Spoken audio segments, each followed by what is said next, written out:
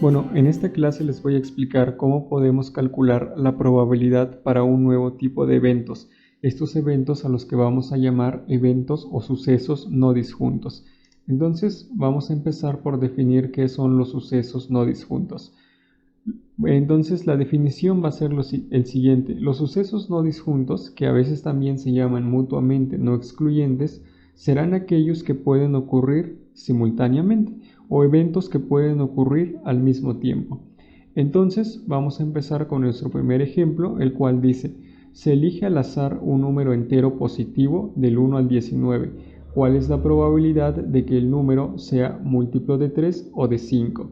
Entonces vamos a empezar por calcular cuáles son los múltiplos de 3, que en este caso son 3, 6, 9, 12, 15 y 18. Y por otro lado vamos a calcular los múltiplos de 5, que serían 5, 10 y 15. Ahora, lo que tenemos que fijarnos es que estos dos eventos, el evento múltiplos de 3 y el evento múltiplos de 5, no son excluyentes, ya que tienen términos en común. Vean que en los múltiplos de 3 aparece el número 15 y en los múltiplos de 5 también aparece el número 15. Es decir, estos dos eventos tienen un elemento en común. Por lo tanto, cuando los eventos tengan elementos en común, vamos a decir que se trata de sucesos que no son disjuntos.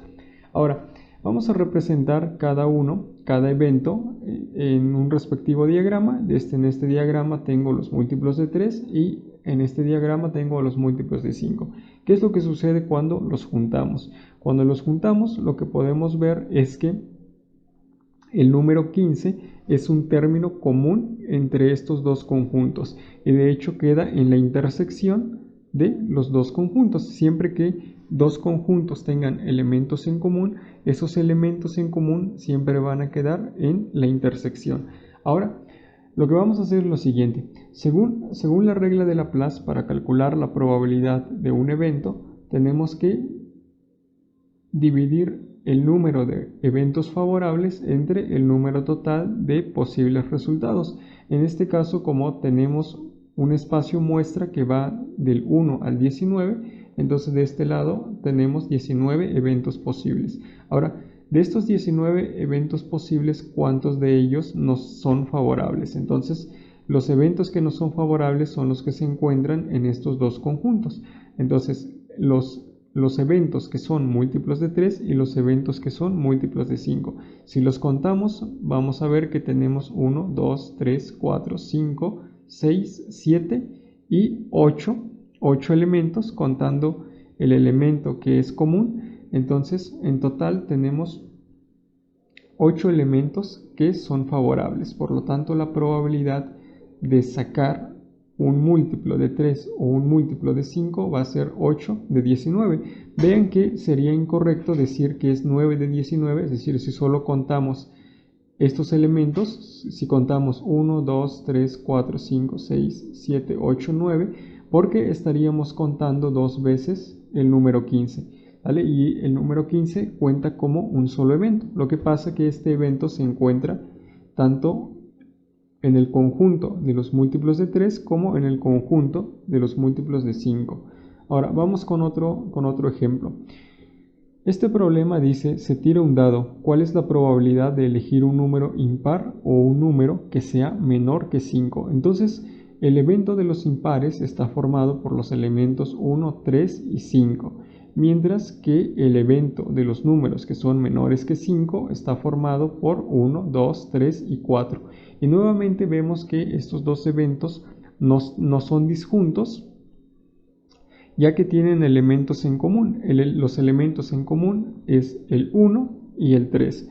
Entonces podemos trazar de este lado el conjunto de los números que son impares y de este lado trazar los números que son menores que 5. Si los juntamos, vamos a ver que en la intersección de estos dos conjuntos quedan los elementos comunes, es decir, los elementos que se encuentran tanto en el conjunto de los impares como en el conjunto de los números que son menores que 5. Entonces, según la regla de Laplace, para calcular la probabilidad tengo que dividir el número de eventos favorables entre el número total de posibles eventos, que para el caso de un dado tenemos 6 posibles resultados. Entonces de este lado tenemos que contar los eventos que son favorables, es decir, el evento de que salga un número impar o un número menor que 5, que son todos los que se encuentran en este diagrama. Entonces tenemos 1, 2, 3, 4 y 5 elementos que son favorables. Por lo tanto,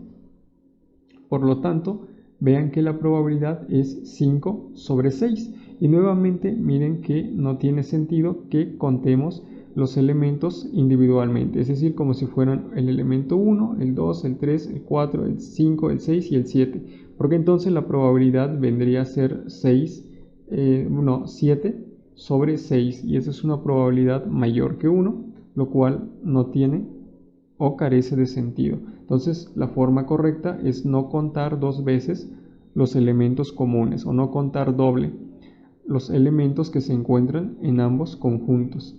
Y vamos con nuestro último ejemplo, el cual dice: de una baraja estándar de 52 cartas se extrae una al azar. ¿Cuál es la probabilidad de que resulte 8 o un trébol?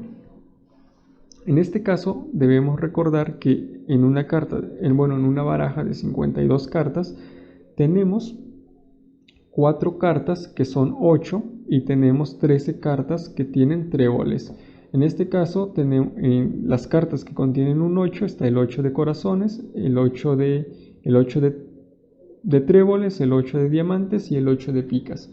Mientras que tenemos 13 cartas que contienen tréboles, que es el as de tréboles, el 2 de tréboles y así hasta el 10 de tréboles, el J de tréboles, la reina de tréboles y el rey de tréboles. Entonces tenemos este elemento para el evento sacar el número 8 y tenemos todos estos elementos para el evento sacar un trébol. Y nuevamente debemos notar que estos eventos no son disjuntos, ya que la carta, es decir, la carta 8 de trébol, es un elemento en común. Entonces, al juntar estos dos conjuntos, es decir, el conjunto de las cartas que son 8 y el conjunto de las cartas que son tréboles, vamos a notar que en su intersección queda justo la carta en común, que es el 8 de tréboles. Ahora vamos a notar que según la regla de Laplace, para calcular la probabilidad de un evento en una baraja tenemos que dividir el número de eventos favorables entre el número total de posibles resultados, que en este caso son 52 cartas. Por lo tanto, el número de eventos favorables pues son todas las cartas que se encuentran en el conjunto de números 8 o de tréboles. Y si los contamos nos damos cuenta que vamos a tener 1, 2, 3, 4, 5, 6, 7, 8, 9, 10, 11, 12, 13, 14, 15 y 16 cartas. Entonces, la probabilidad de sacar una carta que contenga un 8 o una carta que contenga un trébol va a ser 16 de 52. Y vean nuevamente que la carta común no se cuenta doble, sino que se cuenta una sola vez porque es un elemento en común. Ahora, vamos a decir lo siguiente. Vamos a decir que si tenemos dos eventos disjuntos, a los que vamos a llamar eventos A y eventos B, entonces la probabilidad de que suceda A o de que suceda B va a ser dada por la siguiente fórmula. La probabilidad de que suceda A o suceda B va a ser igual a la probabilidad de que suceda A más la probabilidad de que suceda B menos la probabilidad de que suceda A y B al mismo tiempo. Entonces, cuando tengamos eventos que son disjuntos, también podemos calcular la probabilidad recurriendo o utilizando esta fórmula. Esta fórmula también se puede escribir en forma de notación con conjuntos, es decir, la probabilidad de que suceda A o B es igual a la probabilidad de A más la probabilidad de B menos la probabilidad de que suceda un elemento de A y B. Ahora, vamos a ver cómo se aplica esta fórmula para los ejemplos que acabamos de ver y vamos a notar que nos lleva al mismo resultado. Entonces el primer ejercicio dice: se elige al azar un número entero positivo del 1 al 19.